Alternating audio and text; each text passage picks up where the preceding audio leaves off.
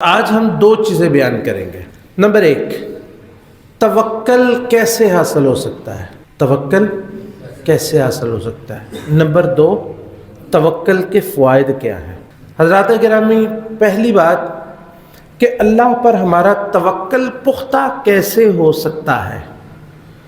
امام ابن القیم رحمۃ اللہ علیہ، ان کی کتاب ہے مدارج السالکین بین منازل ایاک نعبد و ایاک نستعین۔ مدارج السالکین میں وہ لکھتے ہیں کہ توکل جو ہے اس کے انہوں نے کئی جو ہے وہ وسائل لکھے ہیں کہ جن کے ذریعے سے توکل حاصل ہو سکتا ہے۔ ان میں سے چند ایک کا ہم ذکر کرتے ہیں، بلکہ اکثر کا ذکر کرتے ہیں۔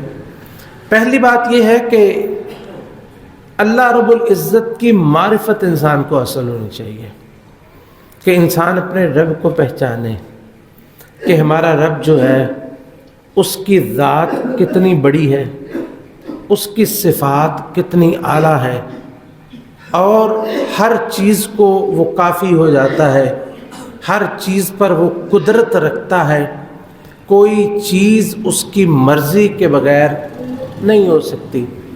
جتنا زیادہ اللہ کی معرفت ہوگی اتنا ہی انسان توکل اللہ پر زیادہ کرے گا۔ اور ابن القیم رحمۃ اللہ علیہ فرماتے ہیں کہ وَهَذِهِ الْمَعْرِفَةُ مَعْرِفَةُ أَوَّلُ دَرَجَةٍ يَضَعُ بِهَا الْعَبْدُ قَدَمَهُ فِي مقام التوکل، کہ یہ جو اللہ کی معرفت ہے نا، یہ پہلا قدم ہے بندے کا توکل کے مقام پہ۔ اگر اللہ کی معرفت نہیں ہے، اللہ کی عظمت نہیں ہے، اس کی شان نہیں ہے، اس کی ذات کی پہچان نہیں ہے، اس کی صفات کی پہچان نہیں ہے، تو بندہ اللہ پہ توکل کیسے کرے گا جب اس کو پتہ نہیں ہے کہ اللہ جو ہے قادر مطلق ہے، وہ حی ہے، وہ قیوم ہے، اس کی مرضی کے بغیر کچھ نہیں ہو سکتی، وہ ہر چیز پر جبار ہے، وہ قہار ہے۔ جب تک یہ انسان کو اللہ کی صفات کا نہیں پتہ چلتا نا، اللہ کی معرفت اس کو حاصل نہیں ہوتی، اس وقت تک وہ بندہ جو ہے وہ توکل کے مقام پہ چڑھ ہی نہیں سکتا، توکل کے مقام پہ فائز ہو ہی نہیں سکتا۔ دوسری چیز ہے اسباب کو اختیار کرنا۔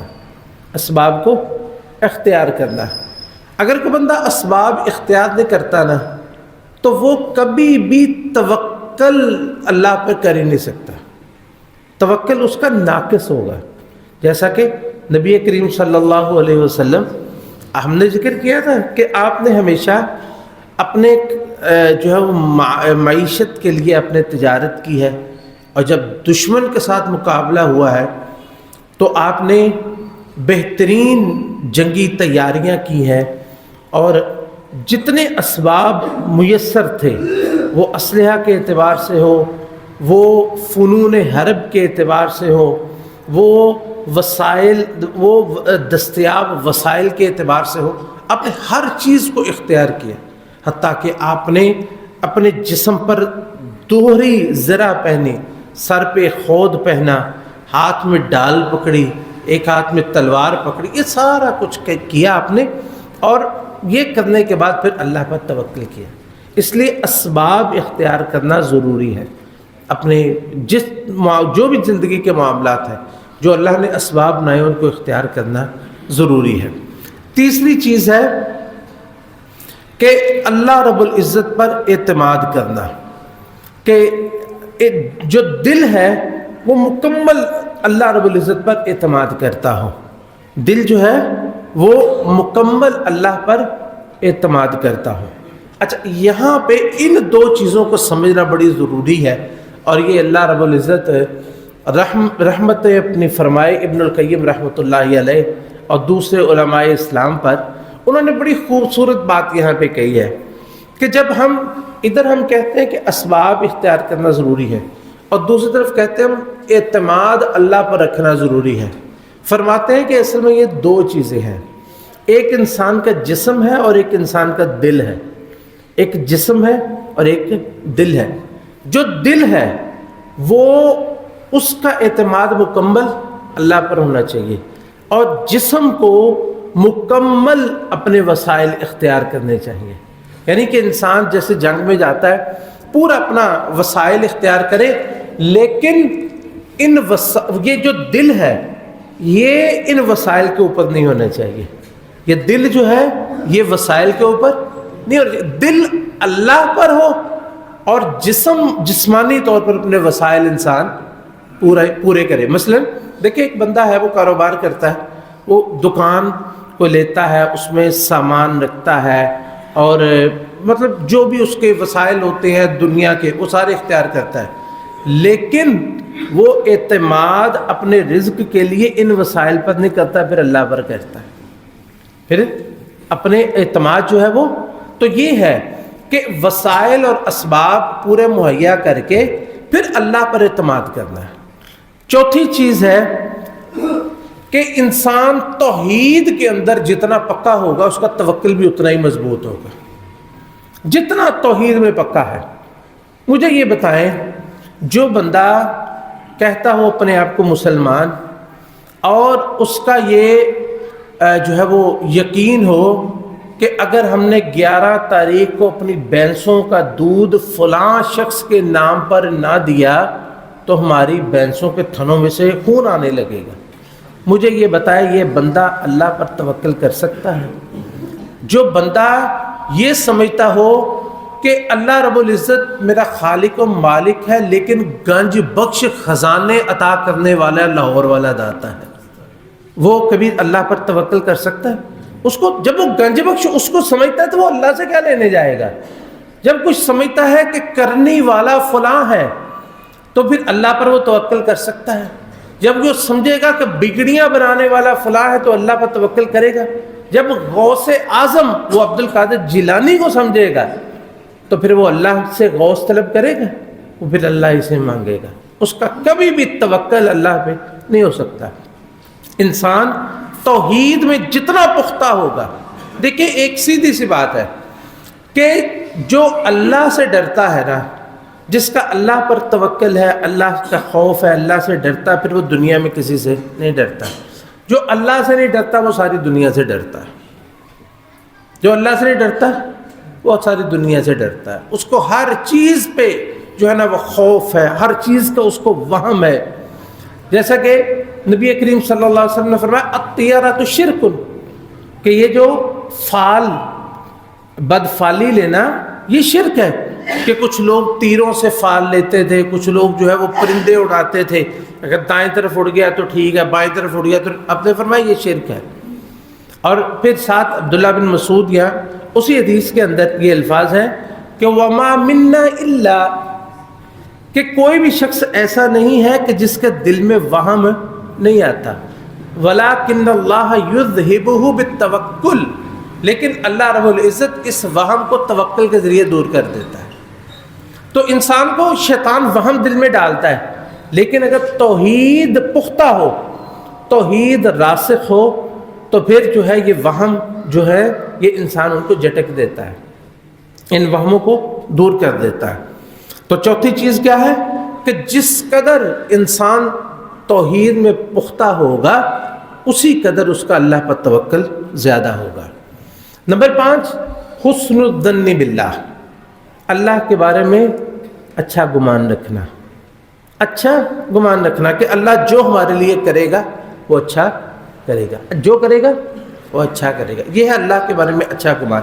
جیسا کہ اللہ رب العزت نبی علیہ الصلوۃ والسلام نے فرمایا کہ اللہ رب العزت فرماتے ہیں انا عند ظن عبدی بی, میں اپنے بندے کے گمان کے مطابق ہوتا ہوں. وہ جیسا میرے بارے میں گمان کرتا ہے نا میں ویسے ہی ہو جاتا ہوں. اگر بندہ سمجھتا ہے نا یار یہ کام ہمارا کبھی بھی نہیں ہو رہا تو پھر وہ نہیں ہوتا. وہ بندہ کہتا ہے یار اللہ یہ کام کر دے گا تو اللہ کر دیتا ہے. لیکن یہ ہو کہ بندہ زبان سے کہہ دے, یہ دیکھیں کہ زبان اور دل کا کریکشن ضروری ہے. یہ نہیں کہ زبان سے ہم کہیں اور دل میں شک ہو, یہ نہیں ہے, بلکہ یہ ضروری ہے زبان بھی اور اعتماد بھی اللہ پر ہی ہو, اور پھر اللہ پر اچھا گمان ہو, گمان بھی اچھا ہو. چھٹی چیز ہے استسلام القلب للہ, کہ دل جو ہے وہ اللہ کا فرما بردار ہو. دل جو اللہ کا فرما بردار ہو, جو اللہ کہے جیسے کہے. اللہ کہتا ہے نا کہ یہ کام کرو میں ایسا کر دوں گا, تو دل اس کو مان لے کہ ہاں ایسا ہی ہوگا. دل اس کو مان لے کہ ہاں ایسا ہی ہوگا۔ اور ساتویں چیز ہے التفویض، کہ اپنے تمام معاملات کو اللہ کے سپرد کر دینا، کہ وَأُفَوِّضُ أَمْرِي إِلَى اللَّهِ إِنَّ اللَّهَ بَصِيرٌ بِالْعِبَادِ۔ جیسے کہ اللہ نے ایک پیغمبر کا ذکر کیا نا، حضرت موسیٰ علیہ السلام کا، کہ جب فرعون کے ساتھ یہ معاملہ ان کا پیش آ گئے سارے، تو وہ فرمانے لگے کہ میں نے سارا کچھ کر لیا ہے، کہ پھر انہوں نے کہا موسیٰ علیہ السلام میں وَأُفَوِّضُ أَمْرِي إِلَى اللَّهِ، میں نے سب کچھ کر لیا، اللہ معاملہ تیرے سپرد ہے۔ ان اللہ بصیر بالعباد، اللہ اپنے بندے کو خوب دیکھنے والا ہے، ہر چیز اللہ دیکھتا ہے۔ تو اللہ نے پھر کیا فرمایا؟ فَوَقَاهُ اللَّهُ سَيِّئَاتِ مَا عَمِلُوا وَحَاقَ بِآلِ فِرْعَوْنَ أَشَدَّ الْعَذَابِ۔ تو جب انہوں نے اللہ کے سپرد کر دیا نا معاملہ، تو اللہ تعالیٰ نے ان کو ان کے شر سے بچا دیا۔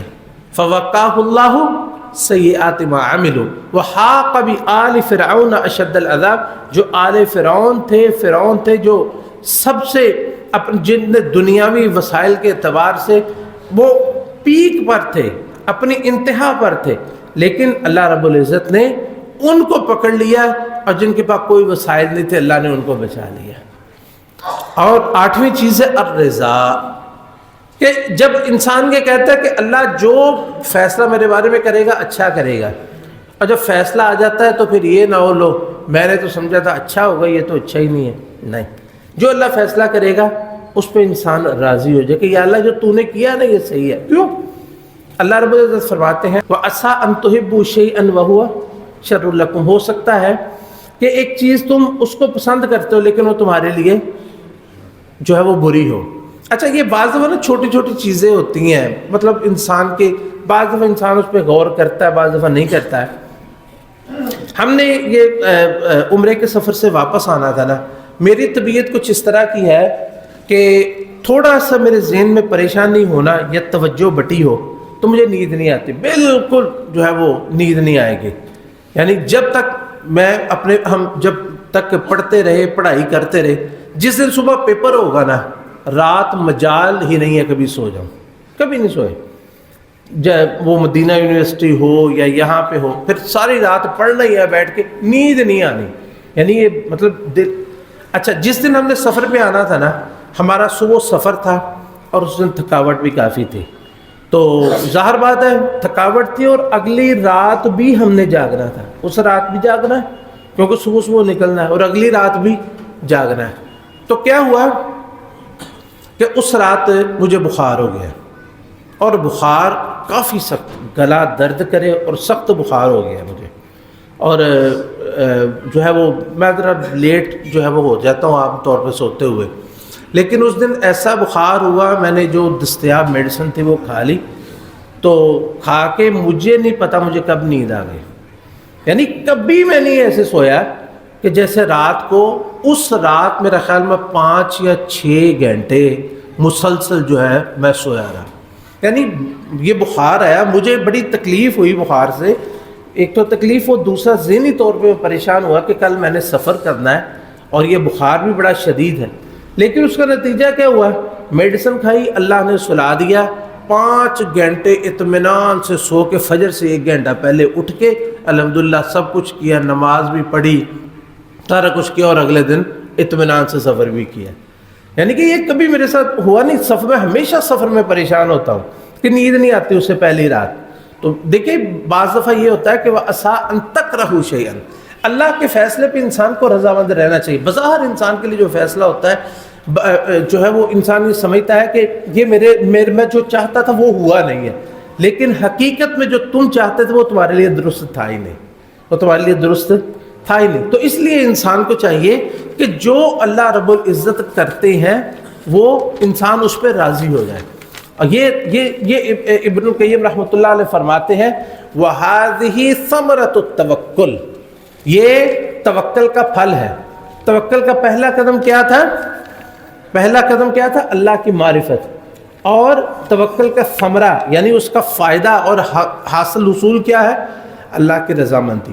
اگر کوئی بندہ اللہ کے فیصلوں پر راضی ہو جائے نا، رضامندی اختیار کر لے، تو یہ بندہ جو ہے وہ توکل کا صحیح فائدہ دنیا اور آخرت میں یہ اٹھائے گا۔ تو یہ تھے کہ توکل اللہ پر کیسے کیا جا سکتا ہے، اس کے کچھ وسائل۔ اب اس کے بعد فوائد التوکل، توکل کے انسان کو کون کون سے فائدے ہوتے ہیں۔ دیکھیں توکل کے فائدے جو ہے ان کو ہم شمار نہیں کر سکتے کتنے ہیں، لیکن تھوڑے سے نکات آپ کے سامنے ہم ذکر کریں گے جو قرآن و سنت کی روشنی میں، تاکہ ہمارے سامنے وہ توکل کا جو ایک نظریہ اور سوچ اور توکل کے فائدے ہیں کچھ نہ کچھ اس کی شکل جو ہے وہ سامنے آ جائے۔ سب سے پہلی بات یہ ہے کہ اللہ رب العزت کی گارنٹی ہے کہ اللہ تعالیٰ فرماتے ہیں جو مجھ پہ توکل کرے نا اس کے معاملات پہ میرے سپرد ہے، پھر وہ اس کے کام کرنا میرا کام ہے۔ وَمَن يَتَوَكَّلْ عَلَى اللَّهِ فَهُوَ حَسْبُهُ، اللہ فرماتے ہیں جو اللہ پر توکل کرتا ہے وہ اللہ ہی اس کو کافی ہو جاتا ہے۔ کافی ہو جانے کا کیا مراد ہے؟ اگر کوئی شخص اپنے زندگی کے معاملات میں، دشمنوں کے معاملات میں، رزق کے معاملات میں، اولاد کے معاملات میں، دین کے معاملات میں، دنیا کے معاملات میں جس معاملے میں اللہ پر توکل کرے گا وہی معاملہ اللہ اس کا سدھار دے گا۔ وَمَن يَتَوَكَّلْ عَلَى اللَّهِ فَهُوَ حَسْبُهُ، سب سے بڑا فائدہ جو بھی اللہ پر توکل کرتا ہے اللہ اس کے لیے کافی ہو جاتا ہے۔ اور دوسری بات کہ جو بھی اللہ اس کا وکیل بن جاتا ہے، کارساز بن جاتا ہے، یعنی اس کے معاملات کو جو ایک تو کافی ہو جانا اور دوسرا اس کے معاملات کو اللہ پھر چلاتا بھی ہے۔ اور پھر جب یہ اس کے ساتھ ساتھ یہ ہے کہ انسان جب بھی کوئی کام کرتا ہے اس کو اللہ کی معیت کا احساس ہوتا ہے کہ یہ میں نے جو کام ہے نا یہ اللہ کے سپرد کر دیا، اب دل اس کا مطمئن ہے، وہ کچھ بھی کرتا ہے دل اس کا بالکل مطمئن ہوتا ہے۔ اور اس کی بہترین شکل استخارہ ہے، اس کی بہترین شکل استخارہ ہے۔ جب بندہ استخارہ کرتا ہے تو کیا کہتا ہے؟ اللہم ان کان ھذا الامر خیر لی فی دینی و معاشی و عاقبت امری فاقدرہ لی ویسرہ لی ثم بارک لی فی، وان کان ھذا الامر شر لی فی دینی و معاشی و عاقبت امری فاصرف عنی واصرفنی عنہ واقدر لی الخیر حیث کان، اللہ جہاں خیر ہے وہ میرے لیے لا دے، ثم ارضنی بہ، مجھے اس پہ راضی کر دے۔ تو یہ بہترین شکل ہے توکل کی، استخارہ۔ استخارہ توکل کی بہترین شکل ہے۔ تو جب انسان استخارہ کر لیتا ہے پھر معاملات جہاں بھی جائے تو انسان اس کو پتہ ہوتا ہے اللہ میرے ساتھ ہے، اللہ میرے ساتھ، یہ کام میں نے تو نہیں کرنا، میں نے تو اپنے گلے سے اتار کر یہ اللہ کے سپرد کر دیا ہے، اب اس کا معاملہ اللہ کے ساتھ ہے۔ یہ اللہ کی معیت اور اللہ کے ساتھ ہونا نا یہ بہت بڑا احساس ہے۔ یہ احساس جس شخص کو ہو جائے نا وہ دنیا میں ہی اس کو جنت مل جاتی ہے۔ اللہ کا ساتھ جسے مل جائے، جسے اللہ کی معیت کا احساس ہو جائے کہ اللہ میرے ساتھ ہے، اللہ میرے معاملات کو درست کرے گا، اسے دنیا میں ہی سمجھے جنت جیسے احساسات اس کو مل جاتے ہیں۔ تیسری چیز کہ اللہ رب العزت کی پھر اس کو محبت حاصل ہو جاتی ہے۔ یعنی کیوں کہ اللہ تعالیٰ فرماتے ہیں، اللہ تعالیٰ یہ کہ اس بندے نے اپنے تمام معاملات میرے سپرد کر دیے ہیں، پورا مجھ پر توکل کیا، بھروسہ کیا ہے، تو پھر اللہ رب العزت اس سے محبت شروع کر دیتے ہیں۔ ان اللہ یحب المتوکلین۔ تیسرا فائدہ کیا ہے؟ اللہ تعالیٰ اپنے آپ پر توکل کرنے والے سے محبت کرتا ہے۔ کوئی شخص اپنے محبوب کو نقصان ہونے نہیں دیتا تو اللہ رب العزت کیسے دے گا؟ اور دنیا کا انسان تھوڑے سے اختیارات ہوں تو وہ کیسے اپنے محبوب کا تحفظ کرتا ہے؟ تو اللہ رب العزت جو قادر مطلق، جو ہر چیز پر جو ہے وہ جس کا غلبہ ہے، جو ہر چیز پر قدرت رکھتا ہے، وہ کیسے اس کی طاقت ہوگی؟ چوتھی چیز، دشمن کے خلاف اللہ رب العزت پھر اس کی مدد کرتا ہے، جیسا کہ اللہ رب العزت نے سورہ آل عمران میں ذکر فرمایا۔ معرکہ احد ہوا نا، احد میں ان کافروں نے مسلمانوں کا نقصان کیا، 70 مسلمان شہید ہو گئے اور کافی زخمی ہو گئے، لیکن ان کے ہاتھ کچھ نہیں آیا۔ بدر میں مسلمانوں نے جب ان کو شکست دی نا، 70 قتل کیے تھے تو اتنے ہی قیدی بھی بنائے تھے، اس میں مال غنیمت بھی حاصل ہوا تھا، اور سارے دوڑ گئے، سارے جان بچا کے دوڑ گئے۔ لیکن احد میں مسلمان شہید ہوئے، زخمی ہوئے، لیکن نہ تو مال غنیمت میں ایک پیسہ دھیلا ان کے کام آیا، نہ وہ مسلمانوں کا جو ہے وہ کوئی قیدی لے جا سکے، اور نہ وہ مدینہ پہ قبضہ کر سکے، کچھ بھی نہیں، وہ نکل گئے، وہ جیسے خوف زدہ تھے کر کے نا واردات ہو کے نکل گئے۔ اچھا آگے جا کے ان کو خیال آیا کہ یار کسی نے کہا کہ یار تم کر کے کیا آئے ہو، تم تو اپنے ہاتھ کچھ بھی نہیں لے کے آئے، فتح حاصل کرنے کے بعد غنیمت ہوتی ہے، نہ تمہارے پاس غنیمت ہے، نہ کوئی قیدی ہے، نہ کوئی اونٹ ہے، نہ کوئی کچھ بھی تم لے کے نہیں آئے۔ انہوں نے کہا چلو بھی ہم واپس چلتے ہیں۔ ادھر نبی علیہ الصلوۃ والسلام کو اللہ رب العزت نے بتا دیا، صحابہ کرام شدید غم کی حالت میں، کسی کا بھائی، کسی کا بیٹا، کسی کا باپ، کسی کا نبی علیہ الصلوۃ والسلام کا اپنا چچا، کتنے قریبی عزیز سب کے شہید ہوئے، اور تقریباً سارے زخمی۔ لیکن نبی علیہ الصلوۃ والسلام نے فرمایا کہ ہم نے ان کے پیچھے جانا ہے، کون چلے گا؟ صحابہ کھڑے ہو کے اللہ کے رسول حاضر ہے، اس حالت میں بھی راضی ہو گئے۔ تو اللہ رب العزت نے اس کا نقشہ قرآن کریم میں اس طرح کھینچا کہ الذین قال لهم الناس ان الناس قد جمعوا لكم فاخشوهم، کہ ان کو لوگوں نے کہا کہ وہ دوبارہ اکٹھے ہو کے آ رہے ہیں، ہمراء الاسد ایک جگہ ہے، وہاں پہ وہ اکٹھے ہوئے تھے، مدینہ سے 8 میل دور ہے، تو لوگ اکٹھے ہو رہے ہیں، ڈر جاؤ، بھاگ جاؤ۔ تو انہوں نے کیا کہا؟ حسبنا اللہ ونعم الوکیل، ہمیں اللہ ہی کافی اور بڑا ہی اچھا کارساز ہے، یہ ہے توکل۔ تو پھر کیا ہوا؟ فانقلبوا بنعمت من اللہ وفضل لم یمسسہم سوء، اللہ فرماتے ہیں اس توکل کا نتیجہ پھر کیا ہے کہ وہ اللہ کی نعمت کے ساتھ لوٹے اور کوئی تکلیف ان کو نہیں اٹھانی پڑی۔ مجھے یہ بتائیں، یہ شکست ہے کہ دشمن جو ہے وہ تکلیف دے کے پھر وہ یہ اس کے پیچھے جا رہے ہیں، وہ آگے جا رہا ہے، تو بھاگ کون رہا ہے؟ بھاگ تو وہ رہے ہیں۔ لم یمسسہم سوء واتبعوا رضوان اللہ، اور انہوں نے اللہ کی رضامندی چاہی، واللہ ذو فضل عظیم، اور اللہ بڑے عظیم فضل والا ہے۔ 5ویں چیز کہ کچھ لوگ جو ہے وہ توکل کے اس مقام پر پہنچ جاتے ہیں کہ وہ دنیاوی وسائل جو ہے وہ اختیار نہیں کرتے، یعنی یہ سب کے لیے حکم نہیں ہے، یہ کچھ مخصوص لوگ ہیں۔ نبی علیہ الصلوۃ والسلام نے فرمایا کہ اللہ رب العزت نے مجھے جنتی لوگ دکھائے، ان میں سے 70,000 لوگ ایسے ہیں کہ جو میری امت کے بغیر حساب کتاب کے جنت میں جائیں گے۔ 70,000 لوگ بغیر حساب کتاب کے، یعنی ترازو قائم نہیں ہوگا ان کے لیے، تو کہا جائے گا تم ادھر آؤ جنت میں جاؤ، آؤ سیدھا ہی جنت میں جاؤ، نہ کوئی پوچھ، نہ تاج، نہ سوال، نہ کوئی میزان، نہ کوئی وزن، کچھ بھی نہیں۔ حضرت عکاشہ بن محصن کہنے لگے، اے اللہ کے رسول میرے لیے دعا کیجئے، اللہ مجھے ان میں سے کر دے۔ آپ نے فرمایا تم ان میں سے ہو۔ ایک اور صحابی اٹھے، اے اللہ کے رسول میرے لیے بھی دعا کرے۔ آپ نے فرمایا سبقک بہا عکاشہ سبقت لے گیا ہے، بس اب اور کوئی نہیں۔ تو یہ اب میں نے ان کے لیے دعا کر دی۔ تو یہ توکل کا ایک اعلیٰ مقام ہے۔ تو صحابہ کرام کو سمجھ نہیں آ رہی تھی کہ 70,000 لوگ کون ہوں گے، تو پھر وہ لمبی حدیث ہے، تو نبی علیہ الصلوۃ والسلام نے اس کی تفسیر فرمائی، الذین لا یسترقون، جو کسی قسم کا جو ہے وہ دم بھی نہیں کریں گے، ولا یتطیرون، نہ وہ پھال لیں گے، ولا یکتوون، اور نہ وہ آگ کے زخم، کہیں زخم ہو جائے نا اس کو لگوائیں گے، وعلی ربہم یتوکلون، اور اپنے رب پر وہ توکل کریں گے۔ یہ ہر انسان کے بس کی بات نہیں ہے، بلکہ ہمیں کیا حکم ہے؟ تداووا یا عباد اللہ، اے اللہ کے بندو تم دوائی لیا کرو۔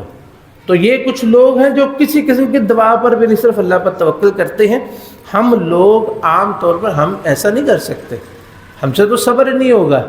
تو وہ کچھ لوگ ہیں پوری امت میں سے 70,000 لوگ، جن میں سے ایک عکاشہ ہے، باقی کا نہیں پتہ۔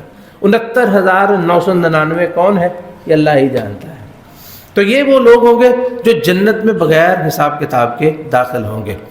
6واں فائدہ یہ ہے کہ اللہ رب العزت رزق میں بڑی فراوانی فرما دیتا ہے، جیسے کہ نبی علیہ الصلوۃ والسلام نے فرمایا کہ لو انکم توکلون علی اللہ حق توکلہ، اگر اللہ پر توکل کرو جیسے توکل کرنے کا حق ہے، لرزقکم کما یرزق الطیر، تم کو ایسے رزق دے گا جیسے پرندوں کو دیتا ہے، تغدو خماسا وتروح بطارا، صبح نکلتے ہیں تو خالی ہاتھ ہوتے ہیں، کے بعد کچھ نہیں ہوتا، اور رات کو واپس آتے ہیں تو سب کے پیٹ بھرے ہوئے ہوتے ہیں۔ تو جیسے اللہ پر جو بندہ صحیح توکل کرتا ہے، اللہ رب العزت اس طرح اس کو رزق بھی عطا فرماتے ہیں۔ اسی طرح 7واں فائدہ یہ ہے جو اللہ پر توکل کرتا ہے اللہ رب العزت اس کو، اس کی اولاد کو، اس کے مال جان، اللہ رب العزت ہر ایک کی حفاظت فرماتا ہے۔ جیسا کہ حضرت یعقوب علیہ السلام کا اللہ نے ذکر فرمایا، انہوں نے کہا یا بنی لا تدخلوا من باب واحد وادخلوا من ابواب متفرقہ، اے بیٹو ایک دروازے سے شہر میں داخل نہ ہونا، الگ الگ دروازوں سے۔ اور پھر ساتھ ہی جو ہے وہ انہوں نے یہ کہا کہ وما اغنی عنکم من اللہ شیئا، ایسا کرنے سے میں اللہ کے حکم کو نہیں روک سکتا، ان الحکم الا للہ، حکم جو ہے وہ اللہ ہی کا، جو وہ فیصلہ کرے گا وہ نافذ ہو جائے گا۔ ان الحکم الا للہ علیہ توکلت علیہ فلیتوکل المتوکلون، میرا توکل اللہ پر ہے، پر اللہ پر ہی سب کو توکل رکھنا چاہیے۔ پھر اللہ نے سب بچوں کو حفاظت بھی کی، اور حفاظت کے ساتھ جو گم ہوئے بچے وہ بھی اللہ نے واپس لوٹا دیے، جو گم ہوئے تھے وہ بھی واپس لوٹائے تھے۔ یہ اس وقت کی بات ہے جب بنیامین بھی گئے تھے اور یوسف بھی گئے تھے، پھر اللہ نے سب ان کو واپس لوٹا دیے۔ تو یہ ہے کہ جو اللہ پر توکل کرتا ہے اللہ تعالیٰ اس طرح اس کی ہر چیز کی حفاظت کرتا ہے۔ تو سب سے بڑی بات کہ اللہ تعالیٰ جو اللہ پر توکل کرتا ہے اللہ تعالیٰ شیطان سے اس کی حفاظت فرما دیتے ہیں، شیطان سے اس کی حفاظت فرما دیتے ہیں۔ نبی کریم صلی اللہ علیہ وسلم نے فرمایا، جامع ترمذی کی صحیح روایت ہے، کہ جو بندہ اپنے گھر سے نکلے اور یہ کہے بسم اللہ توکلت علی اللہ لا حول ولا قوت الا باللہ، بسم اللہ، اللہ کے نام پہ میں گھر سے نکلتا ہوں، توکلت علی اللہ، میں نے اللہ پر توکل کیا، لا حول ولا قوت الا باللہ، اللہ کے سوا کسی کی کوئی طاقت نہیں ہے۔ جب کوئی بندہ یہ کہہ کے جاتا ہے نا تو شیطان کہتا ہے ہاں میرا تو بیڑا غرق ہو گیا، قد ہدیت وکفیت ووقیت، تجھے ہدایت بھی مل گئی، تو بچ بھی گیا، تو حفاظت میں بھی چلا گیا، تو وہ اس سے سائڈ پہ ہو جاتا ہے۔ یہ قول شاید فرشتوں کا، شیطان سائڈ پہ ہو جاتا ہے۔ یہ بات سن کے یہ فرشتہ کہتا ہے کہ ہدیت وکفیت ووقیت، یہ فرشتہ کہتا ہے، اور شیطان یہ سن کے سائڈ پہ ہو جاتا ہے کہ میں اس کا کیا کروں گا، جس کو اللہ نے گارنٹی دے دی ہے۔ بلکہ اس کے ساتھ جاتا ہے، وہ آگے جاتا ہے اور شیطان ہوتے ہیں، وہ جا کے اس کو تکلیف دینے لگتا ہے، وہ کہتا تیرا آئندہ تے کوئی بس نہیں چلنا، تمہارا اس پہ ان پہ کوئی بس نہیں چل سکتا۔ کیف لک برجل قد ہدی وکفی ووقی، جس بندے کے لیے اللہ نے جس کو ہدایت دے دیا ہے، جس کے لیے کافی ہو گیا ہے، جس کو اللہ نے بچا لیا، تم اس کا کیا بگاڑ لو گے؟ اس کا راستہ چھوڑ کے کسی اور کو دیکھو۔ یعنی جو بندہ گھر سے نکلتے ہوئے یہ دعا یاد ہے نا سب کو، بسم اللہ، ہاں یہ خود بھی یاد کرے، اپنے بچوں کو بھی اسی طرح یاد کروا، بسم اللہ توکلت علی اللہ لا حول ولا قوت الا باللہ۔ نبی علیہ الصلوۃ والسلام اس کے ساتھ یہ بھی پڑھتے تھے، اللہم انی اعوذ بک من ان اضل او اضل او ازل او ازل او اظلم او اظلم او اجہل او یجہل علی۔ تو یہ ساری دعا جو ہے وہ مکمل اسی طرح ہوتی ہے۔ تو یہ توکل کے فائد ہیں۔ اللہ رب العزت ہم کو کامل توکل اپنے پر رکھنے کی توفیق نصیب فرمائے اور ہر قسم کی پریشانیوں سے محفوظ فرمائے۔